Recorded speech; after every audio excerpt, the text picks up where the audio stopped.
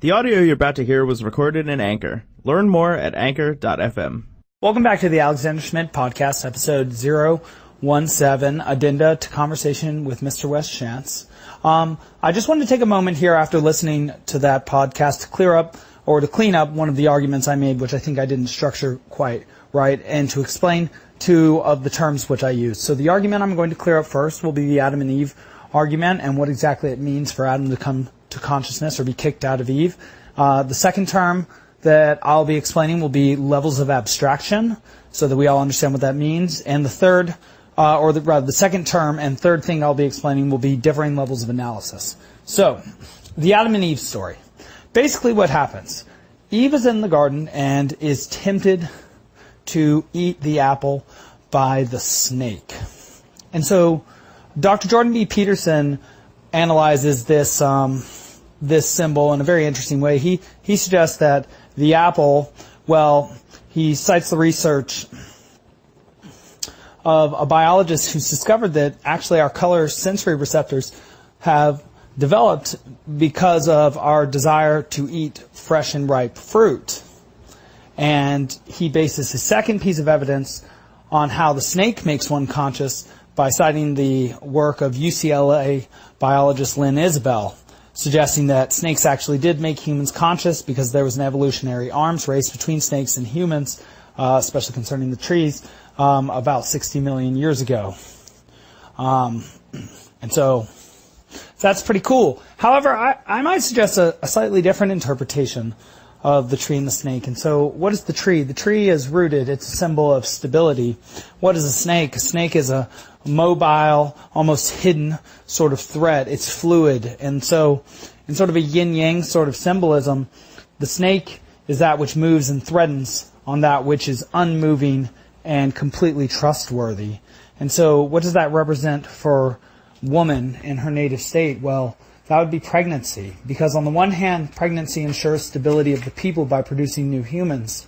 But on the other hand, pregnancy brings about the ultimate instability because of the size of human heads, it can very easily bring about death. And so my suggestion would be that though, yes, I agree, woman must have become conscious before man, and that's why she ate from the apple first in this story, that perhaps the reason is because she recognized the natural threats in life more than man. And one might say that those natural threats would be pregnancy for one, other men, and also threats like snakes in the grass, that which is unseen, perhaps suggesting the increased feeling of anxiety that a woman might have felt in the ancient world because of her increased state of consciousness. And in fact, Jordan B. Peterson suggests that women as a gender tend to feel more anxiety than men, and suggests that perhaps even their nervous systems are more attuned to having a child with them, because in evolutionary terms they would have cared for the child the vast majority of the time all throughout history. And so that suggests to me that perhaps they became more conscious and have remained more conscious, and they feel more anxiety because, they see better into the future, all the problems that may occur for the people they care about, than perhaps do men. And so, what does it mean when Adam finds himself outside of the garden? Well, I suggested earlier that suggests that he has an encounter with nature which causes him to become conscious in a way that his fellows are not, and therefore exiles him from his initial state of group identity, because in becoming conscious, he essentially becomes a reverse emperors with new clothes. He realizes that everybody around him is naked, and so is he. They're all vulnerable, and because of this, he becomes scared, and from his fear generates exploratory behavior. He goes out into the unknown because he realizes that the only way to protect those still identified with the group from which he's just become conscious and thus isolated and exiled is to retrieve new information from outside the group, to endure anomaly, or the dragon which guards the treasure.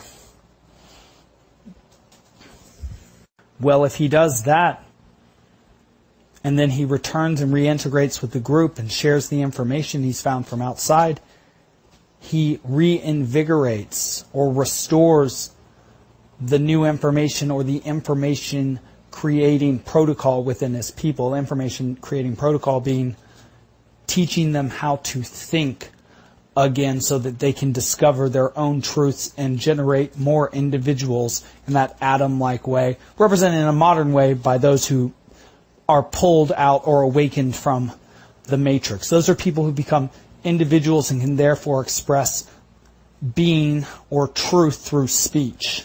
And of course, truth is being spoken through speech. And that's one of the representations of the Trinity, that there's being, the act of speech, and the truth that joins the two together. So the truth is the true act of being expressed in words, which is what the Logos is. And so, why is it that Adam has to work when he goes outside the garden, whereas Eve simply has to bear with difficulties in childbirth and the snake? Well, the snake represents greater wisdom, understanding the greater threats that surround her because she cares about not only herself but also her child and is reliant upon her husband in evolutionary time. That's clear. The man has to work. Why? Well, why was he sent out of the garden? Well, he was sent to do what men do. And, well, what's that? Plow the ground. Well, plowing the ground means to dig holes in the dirt, to dig down, and then to put seeds in that then grow up. The way down is the way up. And so let's now engage with the term levels of abstraction.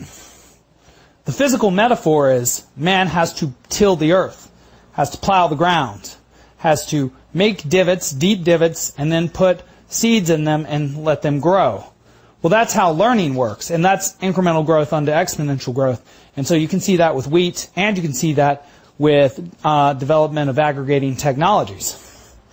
And so, well, what does it mean for man to work as opposed to beast, for example? Well, Aristotle tells us the proper work of man is thinking, using the rational intellect. And so, what is it that man is meant to harvest out beyond the garden? Well, that would be new information, which he then brings back in order to reinvigorate, restore, and bring new insight into his people. And so levels of abstraction are also useful for understanding stories that connect the Old Testament to the New.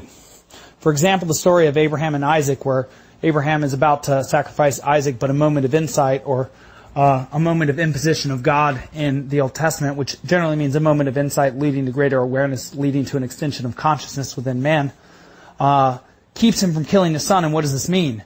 Well, this is human culture, society, going from a place where they sacrifice humans, which is already a level of abstraction above sacrificing and eating humans. Well, they go from sacrificing humans to sacrificing animals in their stead, much like the Achaeans will do in the Iliad constantly. Well, the Greeks did that too, because the Greeks used to do human sacrifice. In fact, it said that Agamemnon sacrificed his own daughter, Iphigenia, to go to Troy. But then at Troy, you see them sacrificing animals again.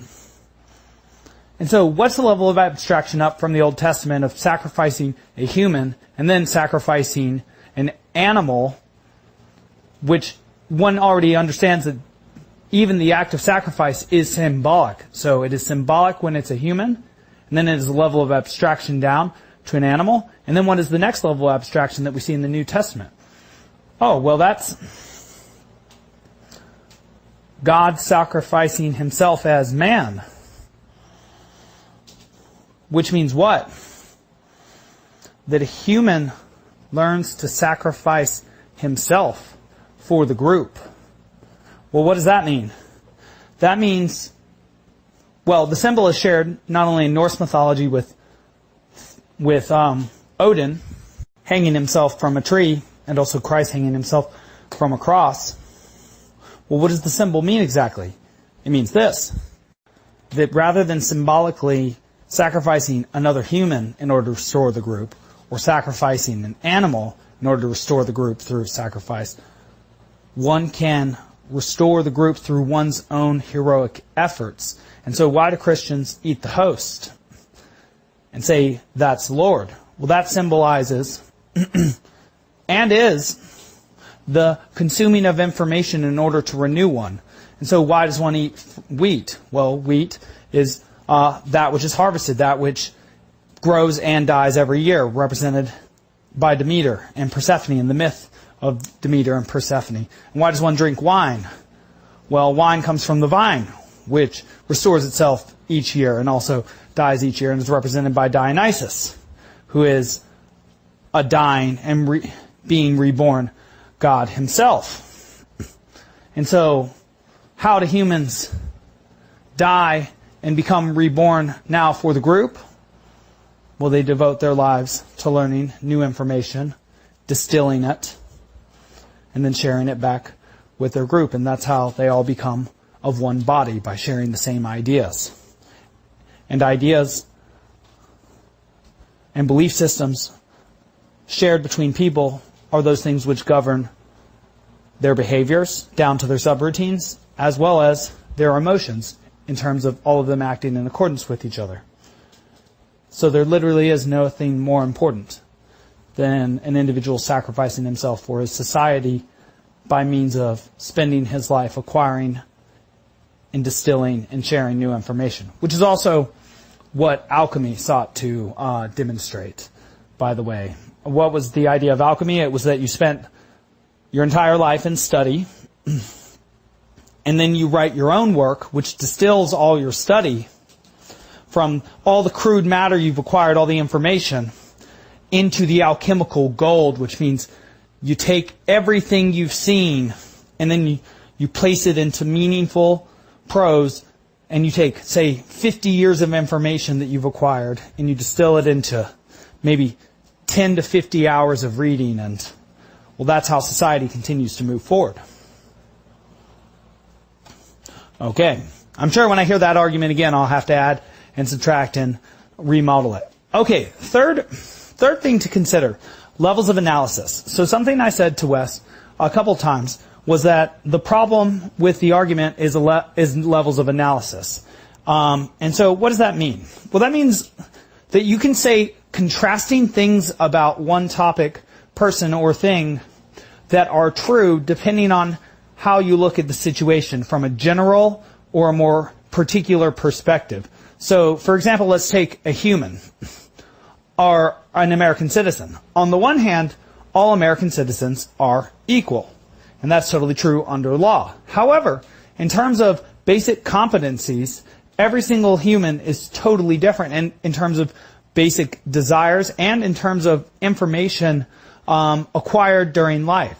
So if, say, you were to take the statistics for how many people or how many times people had blinked in their lives or thought particular thoughts, perhaps it would be completely individual, and every human would be totally different if that were the measure of your analysis. Whereas if you were to look at a basic human as those people who have eyes or visual cortexes, you might say that all humans are the same. And so those are kind of basic blasé examples, but that's the basic idea behind looking at something from different levels of analysis, and that being sort of a problem of perspective. All right. This has been the Alexander Schmidt podcast. This is an addenda to the conversation with Wes Schantz. Oh, and last thing I should say is I apologize for not honoring the zinnia and the hospitality and extending him an invitation back to the show. He very kindly reminded me to invite him because I kept blathering on. But I would like to correct that slip on my part and to say that I'll happily be having Mr. Wes Schantz back whenever he can make time to talk to us. And this has been the Alexander Schmidt podcast. Please share, please listen, and please comment. Because the more we hear what you have to say, the more we can clear up what it is we all think. Till next time. Welcome back to the Alexander Schmidt Podcast, episode 018, book 4 of Homer's Iliad. We're getting back to the Iliad now today. So, to recap, what we've talked about in books 1, 2, and 3 is in book 1, we were introduced to the conflict between Achilles and Agamemnon, what precipitated it, and what the fallout from it was. In book 2, we saw Agamemnon, his leadership strategies, him being fooled by an evil dream and not having yet the confidence of Nestor. And we also had the catalog of ships. And then in book 3, we had the one-on-one combat set up between Menelaus and Paris, the Taikoscopia, and then we saw the fallout of that combat and the relationship between Aphrodite, Helen and Paris, and, well, things did not look so good. So in book 4 here, we can separate the book into 4 different parts. The initial part is the drama on Olympus, the drama in heaven, as it were. The second part will be the deceiving of the foolish Pandaros by Athena, the spoiler. The third part will be the drama which unfolds after Menelaus is struck by arrow and Agamemnon's antics following that. The fourth part will be Agamemnon ordering his troops and going about and encouraging and getting on the case of his champions. So some will be receiving some positive reinforcement, some will be receiving some negative feedback from him. Some will respond back with some bitterness, particularly Sthenelus, Diomedes' henchman, and some will take it, particularly Diomedes, and, Odysseus will also be spoken to by Agamemnon, and he'll have something to say, and we'll have something to say about that, too. And the fourth part is the actual battling, which will occur between the Trojans and the Achaeans, which will end with a very poetic, beautiful final line of book 4. Okay, well, let's get started. Now the gods, at the side of Zeus, were sitting in council over the golden floor, and among them the goddess Hebe poured them nectar as wine, while they, in the golden drinking cups, drank to each other, gazing down on the city of the Trojans. Presently, the son of Cronos was minded to anger Hera, if he could, with words offensive, speaking to cross her. 2 among the goddesses stand by Menelaus, Hera of Argos, and Athena, who stands by her people. Yet see, here they are sitting apart, looking on at the fighting, and take their pleasure. Meanwhile, laughing Aphrodite forever stands by her man, and drives the spirits of death away from him. Even now she has rescued him when he thought he would perish. So, the victory now is with warlike Menelaus. Let us consider, then, how these things shall be accomplished, whether again to stir up grim warfare and the terrible fighting, or cast down love and make them friends with each other. If somehow this way could be sweet and pleasing to all of us, the city of Lord Priam might still be a place men dwell in, and Menelaus could take away with him Helen of Argos. Lines 1 to 19 in Book 4 of Richmond Lattimore's translation of the Iliad. And so in the aftermath of the confusion following Paris and Menelaus' one-on-one combat, the confusion that came because Aphrodite whisked Paris away before the conclusion of the combat, which looked as if Menelaus was going to clearly win. Well, nobody knows what to do, and Agamemnon has tried to declare Menelaus the winner, but without a dead body there, it is slightly unclear what to do. And in fact, this situation will be abstracted out in the story of the Odyssey, where nobody back in Ithaca knows exactly what to do, thinking Odysseus dead, but yet not quite knowing. And so it's a representation of limbic chaos, one might say, being in a limbo between possible presents that are predicated on possible present circumstances which you can't understand, or rather which you can't yet determine based on information you don't have. Sort of a Schrodinger's cat situation, I would say. And so nobody knows what's happening, so nobody knows what to do. So the decision will come from heaven, Olympos. And Zeus, though it should be noted that he speaks explicitly in order to anger Hera, and we should be particularly careful to note in this moment that Hera does represent nature and Zeus represents culture, or rather we should keep that hypothesis in mind, frame how we read this interaction. Because why does Zeus speak to anger Hera? Well, he is going to produce to her options he knows that she is not going to accept.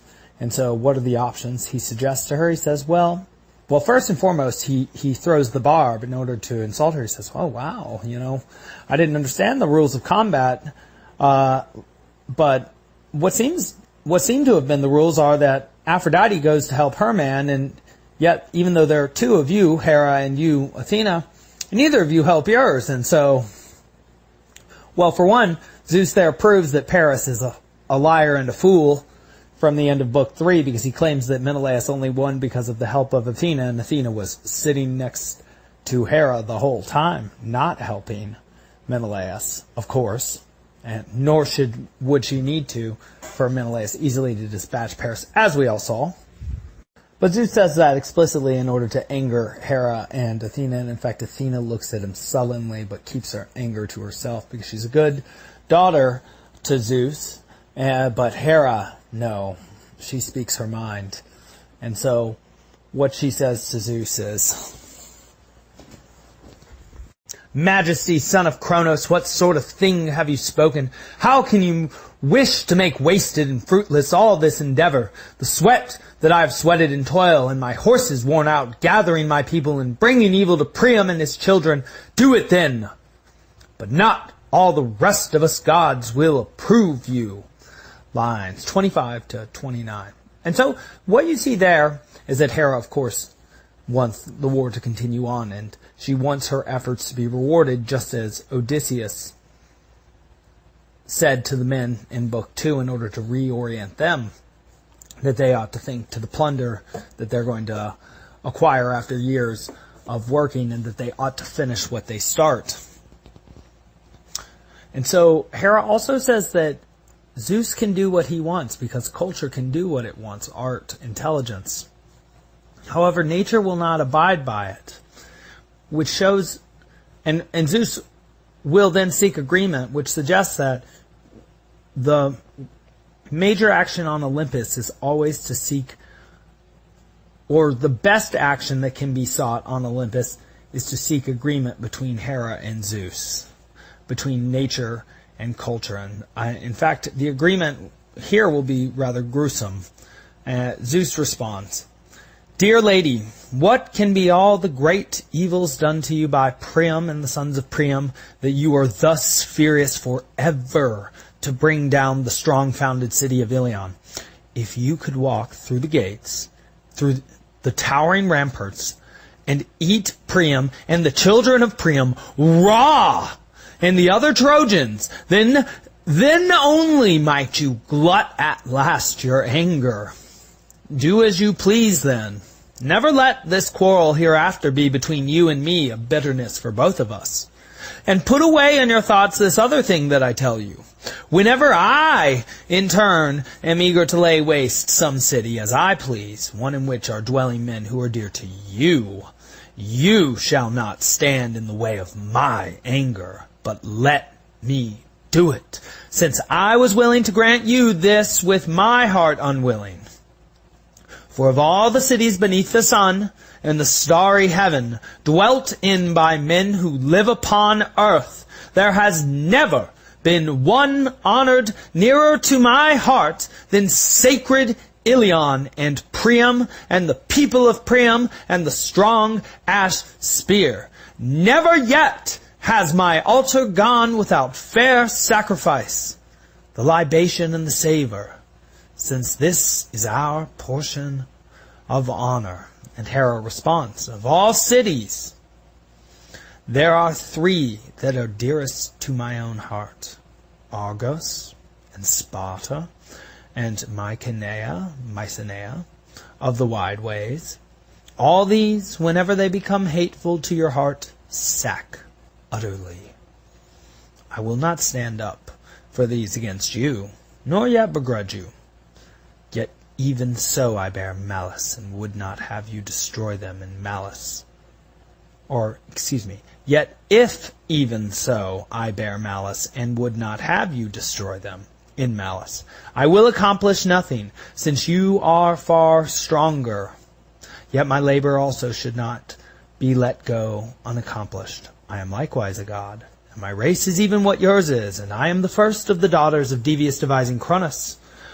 Both ways, since I am eldest born, and I am called your consort, yours, and you in turn are lord over all the immortals. Come then, in this thing let us both give way to each other, I to you, you to me, and so the rest of the immortal gods will follow.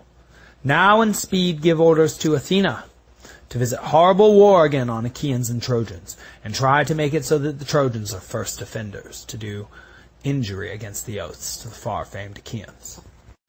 And so what is it that the king of the gods, the representation of culture and the hierarchy of culture, and nature, or Hera, the queen of the gods, discuss? Well, they discuss the destruction of man and of cities. Why would they do that? Well, culture is that which is always degenerating and corrupting and then coming back to be in a sort of phoenix-like fashion. And so it destroys itself, and we will see this. We'll see this throughout every great book that we discuss. In particular, we'll see this happen to Troy here, which is a funny meta-reference. But also we see that nature is Hera is all too willing to give up 3 of her favorite cities: Argos, owned in part by Agamemnon and in part by Diomedes; Mycenae, known as Mycenae these days, or Mycenae, depending on where you're from and who you learned your Greek from. And that's what Agamemnon is fully king over. And also Sparta, Lacedaemon, which is where Menelaus is king. In fact, later when we read the Aeneid together, those 3 places, including Phthia, where Achilles is prince of, his father Peleus is king of currently, though old and enfeebled, all those places will be said to be destroyed by Rome, by the descendants of the Trojans. And Aeneas will hear this from his father in Book 6 when he visits the Elysian fields, Elysium, within the Romanized underworld of Pluto. And so why is it exactly that Hera offers 3 cities to the one of Zeus? Well, for one, Zeus says that this particular city, this Troy, is his favorite city and always gives him sacrifices and never is unholy, and so he has absolutely no reason to hate them, which is interesting because it suggests to you that exactly what Zeus protects. He protects custom and ritual and value, and so if you break custom, in particular the guest-host relationship, the xenia or hospitality, or if you break ritual in terms of not sacrificing appropriately, that is what Zeus protects, and so that is how you earn the anger of Zeus, or any god in that particular way. If you fail to sacrifice them in their particular province, you will not be successful. So, for example, if you didn't sacrifice to Apollo before a sporting event, that would suggest that you did not practice before that sporting event. So to sacrifice, say, an animal to Apollo would just be a lower level abstraction of practicing and training hard for your event in order to perform in it, which is what, say, a modern athlete would do as his sacrifice to Apollo. And so why is it that Hera heartlessly offers 3 of her cities for one of Zeus's? So yes, Zeus obviously loves this city, and he has no reason to hate it. And the reasons that he does hate cities is when they break hospitality or some rule of custom of order, because he represents the order of all things which are civilized. And he says that there was no city dearer to his heart. And so the city has never been a problem to him, and there's no city dearer to his heart, and they always make great sacrifices of honor. They do everything right. Well, Hera says she wants them destroyed, and she's going to give away 3 cities. Why? Well, she represents nature, and what does nature constantly do with all things made by man? She destroys it over time through entropy, no matter what it is, no matter over what course of time. And so, why does she want Troy destroyed in the height of its youth? Well, for the same reason we will see. So Troy is at the height of its power, as beautiful as it will ever be. We will see also young men, even in this book 4, die by the spear, who are the same, like a black poplar come to its full bloom and then being cut. And so what is this showing? It's showing the savage aspect, the negative image of Mother Nature, to cause conflict between peoples in order to bring about savage and tragic death to things beautifully wrought by education and art. And so why does she offer 3 cities to Zeus's 1?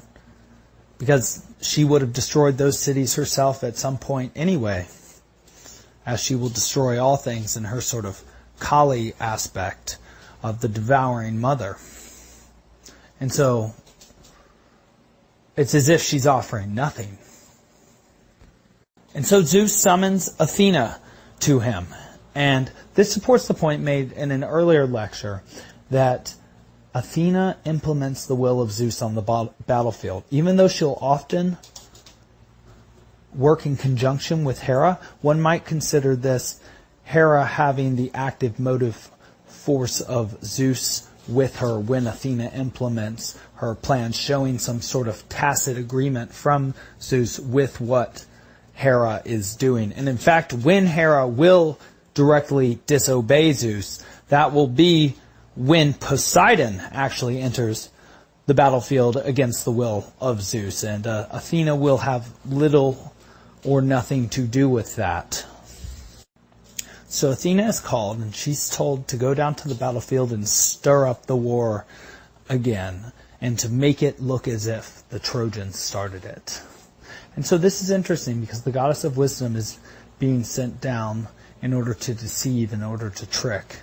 And in fact, she'll come to a young, delusional man named Pandaros. Pandaros, who is a Lycaean archer, a talented archer with a very nice bow, which receives quite the ornate description indicating just how elaborately wrought it is, and potentially how elaborately wrought and how much effort is put into Pandaros, or at least into the superficial aspects of him, because his dreams of glory are what Athena uses against him in the guise of Antenor's son, Laodicus. And recall that Antenor is the advisor to Priam, and thus a symbol of wisdom, and so his son would also be wise. And so Athena here represents, in the form of Laodicus, the image of wisdom, the superficial idea of wisdom, that which appears wise. And so what does this indicate about Athena? That it is one's relationship to her that defines her effect on one. So it is because Odysseus has a good relationship to Athena that she rewards him with success. Pandaros, having a superficial relationship with her, does not even recognize her for what she actually is. So whereas Odysseus receives a treat, well, Pandaros receives a trick. Because wisdom is seizing upon the opportunity that you see in the moment, carpe diem style. And so wisdom is that which can always be seen by one with bright or alert eyes, which is why Athena is always mentioned as gray-eyed, one who sees things for how they are. Gray, also emotionless, so one who sees without emotional valence, one who sees clearly. Therefore, so to see clearly is wisdom here, to be alert. And that is precisely what Pandaros is not, because his pride gets to him and he has his fool's heart persuaded. He notches his arrow, turns it into a circle. It streaks off his bow in a tour de force of beautiful poetry and excellent translation by Lattimore in conjunction with Homer's lucid voice. And the arrow screams between the two pieces of the corslet in the war belt of Menelaus and strikes him, but only with the tip. Only the tip-top tip of the arrow hits him. So blood then immediately spreads down his thighs and then his calves and then his feet. And he's compared to when women stain a new sheet with dye, how it just spreads across the sheet. And that's all. It's as if all at once everything has changed.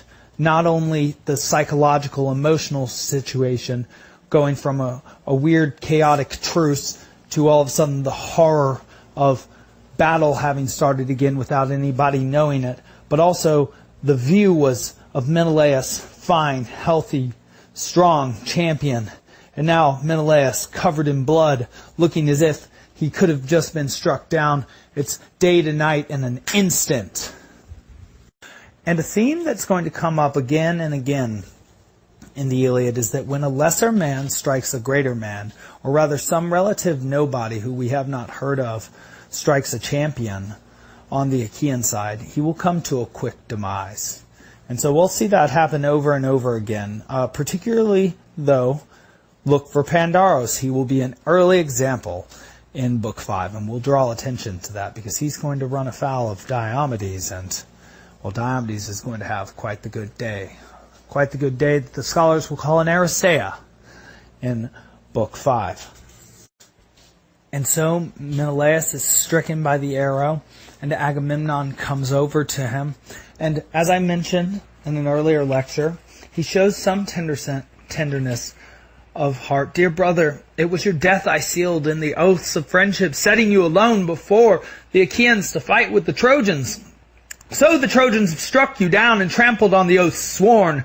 Still the oaths and the blood of the Lamb shall not be called vain. The unmixed wine poured in the right hands we trusted. If the Olympian at once has not finished this matter, late will he bring it to pass. And they must pay a great penalty with their own heads, and with their women, and with their children. For I know this thing well in my heart, and my mind knows it. There will come a day when sacred Ilion shall perish, and Priam and the people of Priam of the strong ash spear, and Zeus, son of Cronos, who sits on high, the sky-dwelling himself, shall shake the gloom of his aegis over all of them in anger for this deception. And let me pause right there just to mention that it is precisely because the oath of trust between Agamemnon and Priam has been upset by this break of truce, by an act of violence against Menelaus, that Agamemnon is assured by his value system, by his belief system, that Zeus will destroy the Trojans, because what have they broken? A social custom, an agreement made between kings, and therefore a holy agreement, and therefore defended by Zeus, and therefore of the highest possible offense, and therefore befitting of the highest possible punishment. And so Agamemnon speaks in righteous indignation at what has been done, and will be filled with that as he moves amongst his troops to spark passion into them, because you might say of him that he leads from the top in that instance, because he becomes exactly what it is that a motivating king should be.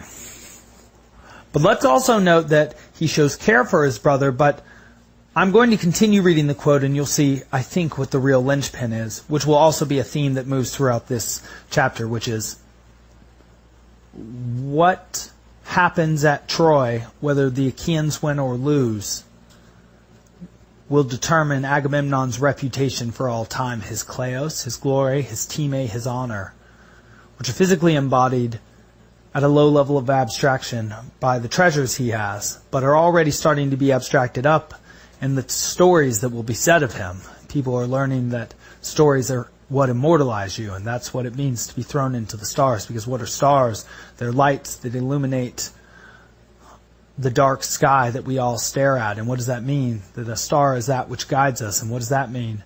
Well, if you think of throwing a constellation into the stars, that means your image or your form of remarkable deed gets maintained in the mind of man as a guide to all men who come after you because of how incredible a thing you did was. And so Agamemnon could potentially be one of those sorts of men, like Orion, like the brothers of Helen, Castor and Pollux, if he wins at Troy. But if Menelaus dies, or if the men run away or commit mutiny against him, or Achilles doesn't come back and he can't win and he somehow loses, well, the men for all time will say that he's the biggest loser possible, because he had 10 times more men than the Trojans, and also Achilles and Odysseus and the best fighting force ever behind him. And so it was a situation that only a fool could lose, and that fool would be called Agamemnon for all time, were he not to win at Troy. And he'll show that he is deeply, deeply worried about this. And even Diomedes, when he speaks to him, even insultingly, will indicate that he knows this as well. And so I continue. But I shall suffer a terrible grief for you, Menelaus, if you die and fill out the destiny of your lifetime. And I must return a thing of reproach to Argus the thirsty. For now at once the Achaeans will remember the land of their fathers, and thus we would leave to Priam and to the Trojans Helen of Argos to glory over, while the bones of you rot in the plowland as you lie dead in Troy on a venture that went unaccomplished. And thus shall some Trojan speak in the proud show of his manhood, leaping lightly as he speaks on the tomb of great Menelaus. Might Agamemnon accomplish his anger thus against all his enemies, as now he led here in vain a host of Achaeans, and has gone home again to the beloved land of his fathers, with ships empty and leaving behind him brave Menelaus. Thus shall a man speak, then let the wide earth open to take me.